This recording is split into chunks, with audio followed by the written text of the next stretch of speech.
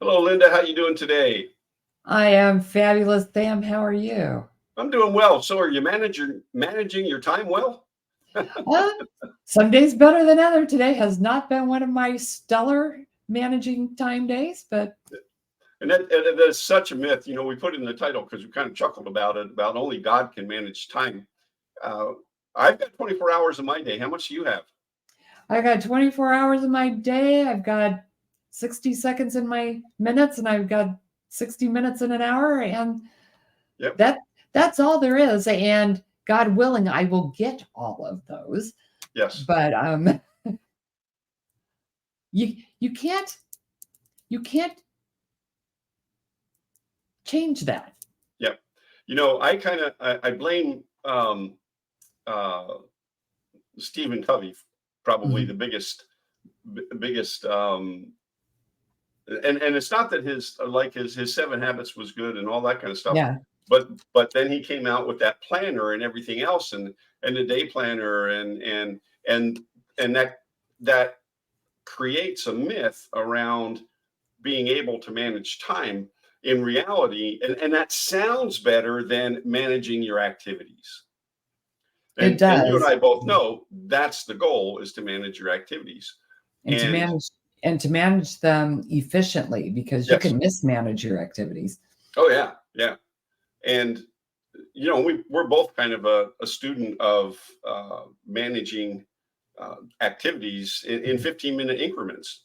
And Yeah. how does that look for you? How does that? I know when I first started that, it was difficult. It's really hard for me because I work in the zone. Mhm. And so what I do now, they're 15-minute blocks, but I put them together Mhm. depending on what it is I'm going to be working on that day. Um, when I was working in corporate, we were interrupted so much. Mhm. 15 minutes seemed like an hour. Yeah, If you could yeah, if you could be uninterrupted, no phone calls, nobody sticking their head in your cubicle, no email popping up in front of your on your screen for 15 full minutes, you were skating, you were doing good. yeah, yeah. It's kind of funny. I changed my morning routine around, and I took two of those 15-minute intervals and put them together for a just a morning meditation. And I so much enjoy it. But I will tell you what, the first day that I did it, I I set the alarm for 30 minutes, right? Mhm. And so what did I do? I picked this up every 30 seconds, it seemed like, because I wanted to know what was going on. I wanted to know if I was missing anything that I was supposed to do that day. And I've got this really good music going on in my headset, and but I'm not relaxing. So And you're not meditating. no, not at all. And so after I thought, you know what? 30 minutes is not going to cut it. I have to start off slower. So I did start off slower. I started off with 10 minutes and promised myself that I wouldn't touch the phone. And, but I got better and better. Mhm. And now I'm up to that 30 minutes where I can sit and meditate. I have some music playing in the background, and I start my day off a lot better. And by putting those two 15-minute segments together, I've created a space for my mind, my soul, my body to just begin the day energized and ready to go. And what have you found that really works for you in setting those boundaries for time? When I'm really struggling, I will set my phone alarm Hmm. for 15 minutes and I put it to where I have to get up to go get it to shut it Hmm. off. Now, for years, I've worked, on computers in offices, and I find that sometimes when I go to stand up, I've been sitting for so long, Right. you know. And so that's another way I'm getting up, I'm moving every Hmm. 15 minutes. And if I need to really be focused for longer than that, I'll do it for 30 minutes. But at least I know that every 30 minutes I have to stand up because I have to get up. I'm going to get up, I'm going to move, I'm Right. going to go across the room, I'm going to give my eyes a break, I'm going to give my brain a break. going to give my body a break, even if it's just a short time. Right. And what I found is I'm more effective because I know I only have that amount of time. And so I'm not futzing around. Yeah. I've got 30 minutes to work on this. Boom. So they're mini focus activities. And Yes. especially when I was in corporate, that worked really well because I could just, you were good to get that. And Mhm. I try to make the interruption not so much that it takes me a while to come back, But if you need to get up, walk down the hall, and you want to check your phone while you're doing it, but when you set the timer for your next activity, Yeah. put the phone out of reach so that you're not. And Yeah. You have to the go up and get biggest, it. yeah, and the biggest one for me is I do not have, well, I've set up my email so it's all browser based. So I don't get notifications when an email arrives. Oh, okay. Okay. I do not have that ping, ping, ping. I figured out Yeah. years ago that has got to be one of the most disruptive. Yeah. And the same with your WhatsApp, your Facebook, your Mhm. Mhm. LinkedIn. Turn the sound off on those things. Yes. Turn the Yeah. notifications off and put in a 15-minute block of time to go check all that Yeah. stuff. Mhm. There is nothing. Now, granted, depending on what it is you do, if you have to be that reachable for longer than 15 minutes, then there are ways you can work around that. But You almost have to be a heart surgeon that's on 24/7 call or something like that, right? well, or maybe, when you're doing product launches, or Yeah. you're doing a system upgrade, but then that's what your main focus needs to be is I'm working on this while I'm monitoring to make sure nothing Mhm. goes wrong over here, not the other way Right. around. And I've just found that, I just turn off the sound notifications for everything. Yeah. It's very rare that my computer pings at me. Yeah. And even for my phone, even for this, I went in and I shut off the WhatsApp so I see it, but it doesn't make noise. Right. Because you and I, when we're helping monitor for the shows and the WhatsApp groups for things going on for the Empowered Living group, we need to know when something isn't working. Right. Right. Right. So I want to see that, but I don't necessarily need it to be ping, ping, ping, because when a conversation gets going, dang. Yeah. Absolutely. And we're worldwide. So, at 2 a.m, that's going off because It's going someone off. is, yeah. And it's like, nope, I'm going to manage that. Yeah. Hmm. And that's not a time thing. That's an activity thing. Exactly. Exactly. And I think what a lot of people forget now, we focus on customers, clients, friends, Mm. enemies, whatever, answer an email in such amount of time. They answer a text so quickly. And Mhm. so the thought process is there. If we get this text, we need to read it and answer it right away. But you're right. If we set aside time throughout the day to manage that activity, like you say, 10, 15 minutes, Mhm. um, I'm doing a brain health thing, and they recommend 5-5-5. It's these Mhm. 5-minute breaks, 10-minute breaks where you just go and recharge. Get up out of the chair. We both sit in front of a computer most of the day, Mhm. you know. But And if I think we, most people do anymore. yeah, and but you really need to set some time to get up, stretch, breathe, go outside, except for last month in Florida when it, was 100 degrees plus. But you could go Or out for a or second. Huh? Phoenix, where it was 125 and you Yeah, might yeah, melt yeah, if you walked outside. yeah. But that, for lack of a better term, break time becomes more productive. Your mind begins to work better. Uh, Right. there's all sorts of scientific studies behind that kind of thing and everything else. And I think the thing to remind people is when you manage your activities efficiently, you get more done.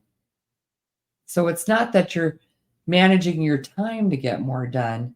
Right. You're managing your activities to be more efficient with whatever time you have allowed for that activity. Well, And and a lot of us do better when we have a deadline, oh yeah. you know? And Mhm. so if we have set 2 15-minute increments to get a project done, we've just set a deadline in our minds. Yep. And so we work more efficiently. Multitasking is a myth, in my opinion. Now, Multitasking is a lie. You yep, cannot physically or mentally work or think about more than one thing yeah, at a time. that is so true. The brain just doesn't work that way. And I get a kick out of folks who I have a dear friend who he swore his wife was the best multitasker, and she'd have 3 or 4 things going. She got to a point where Mhm, she had 3 computer screens. She had something going on in mhm, every screen. Well, the fact of the matter is that she had to stop one thing to look at the next, to look at the next. mhm. And yeah, she was working on 3 things at one time. Took her 3 times as long, you know, than if she'd And have. yeah, and depending on what you're doing, that might be part of the workflow. It might be. Yes, yes, you're But absolutely right. think about in the kitchen, Yeah, you can only stir 2 things at once if you're by yourself, yeah, maybe 3 if you've got the electric not very thing. effectively. But when it's done, you still have to stop this to do this. You can only Mhm. pour out of one thing at a time. And I Yeah, think yeah. it for Try me, to it's cut like vegetables while you're stirring something. and that concept of the supermom thing started in the 80s Yes. where it suddenly became the norm that you're able to do 15 things at the same time. Right, right. And I worked with a supermom, and granted, she was the supermom, but then all of these ladies started talking about all the things they were doing. It suddenly became the expectation of everyone Right, right. to be able to do that. And I'm thinking, how did they do that without driving themselves insane? And usually it's because there's somebody helping out. You may Yeah, not see them, yeah, yeah, but yep, you've if you've got 10 kids at home, there's an older kid that's at yep, least 10 years old that's yep, helping out. yeah, right, right, right. You know, they Yep, have to be, otherwise it's not manageable. yep. And so it's just that mindset of how you approach what you're doing. Well, and if you stop and think about it, um, when this whole supermom thing came about, and the expectation levels, and stop and think about the evolution of drugs for depression and Mhm. things like that. When did it really all start coming to fruition? When moms and dads who are in high pressure jobs and stuff like that came home and they're stressed, they're depressed and things like that. And that's what that creates, because if the expectation is you have to have to have 5 kids in 5 different places at the same time. Because God forbid a child wasn't doing something Right, for a half an hour. right, right. Give them a book. Yeah. Do kids even have the time to sit down and read I anymore? don't think so anymore. No. I think it's amazing. I work with students at church, and to listen to them talk about their days, it's mind boggling with everything that they've got going on, and a couple of them have gotten smart, and they've been involved in so many activities. And at the end of the school year last year, they're like, "Oh my, Yeah. I don't have this credit. I don't have that. But boy, I had fun. I did all these things and everything else. Well, yeah, I have to go to summer school, but that's the way it is." And And yeah, and for some of them, I don't even know how fun it was. There's so many parents living vicariously through their yes, children. yes, yeah, that to me is just so wrong. I remember with my kids growing up, I was no super athlete. I ran. That's what I did. I was okay at it. My motivation for running at the time, we'll have to get into that, but it's still kind of funny. But I was involved in several organizations, and every once in a while, I, I have no idea how I got everything done. I look at everything I was involved with, and I think back. There were some Saturdays after football season that I just crashed. Mhm. I slept the whole day. My body was saying no more. You know. And kids in that age group do anyway because their bodies are growing and changing and they need that extra sleep. Yes, they And need to. I wonder how many of the kids even work now.